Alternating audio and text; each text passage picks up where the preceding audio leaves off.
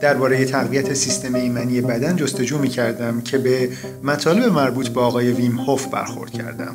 ویم هوف معروف به مرد یخی دارنده 26 رکورد گینس هست. از جمله طولانی ترین زمان ماندن در یخ به مدت 85 دقیقه در تماس مستقیم با یخ، دویدن سریع ترین نیمه ماراتون بدون کفش، صعود به کلیمانجارو و اورست فقط با یک شلوار کوتاه، طولانی ترین زمان شنایی زیر آب‌های یخزده، رکورد طولانی ترین ماراتون در صحرا بدون نوشیدن آب. و نکته‌ای که به سیستم ایمنی بدن مربوط میشه، توانایی او در کنترل این سیستم هست. در حقیقت 2 سیستم در بدن هستش که به هیچ وجه تحت کنترل ما نیستند.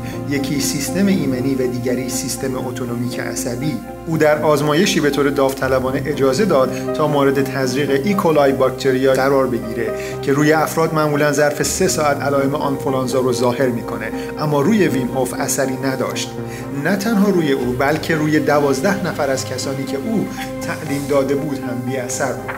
او میگوید همه اینها را با کنترل تنفس خود و شیوه نفسگیری که دارد انجام میدهد. و اضافه میکند هر کسی میتواند این توانایی را کسب کند و او در کارگاه‌هایش این را آموزش میدهد. تمرینات ویم هوف شامل 3 بخش: مدیتیشن و تمرینات تمرکز، تمرینات تنفسی و مواجهه با سرماست. ساده ترین تمرین او به این صورت است که برای 30 تا 35 مرتبه نفس‌های عمیقی می‌کشید. به این ترتیب اکسیژن بیشتری به سلول‌های بدن می‌رسد، سطح اسید بدن کاهش می‌یابد و مواد شیمیایی بدن متعادل می‌شوند. بعد از 30 یا 35مین نفسی که از ریه‌ها خارج می‌کنید، در آنجا متوقف شوید.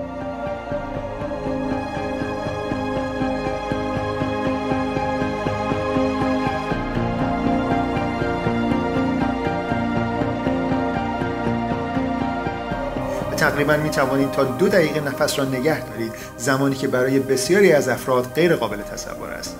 او میگوید با تمرینات تنفسی می توان اتصالات بیوشیمیایی در بخشی از مغز به وجود آورد که ما را در برابر بزرگترین خطرات، یعنی ویروس ها، افسردگی، ترس، اضطراب و درد حفظ می کند.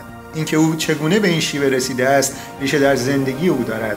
زمانی که در سال 1995 همسرش به زندگی خود خاتمه می‌دهد و او را با 4 بچه‌اش تنها می‌گذارد، احساس ناتوانی، تنهایی و خشم سراسر وجودش را فرا می‌گیرد.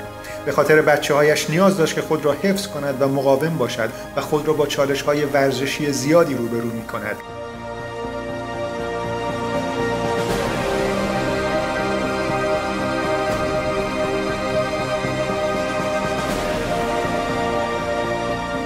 و در نهایت این سرما بود که او را بیدار می کند و فهم عمیق‌تری از نفس کشیدن را به او یاد می دهد و اینکه چطور می توان یک قلب شکسته را شفا داد. او می گوید سرما بسیار بی‌رحم و عادل است.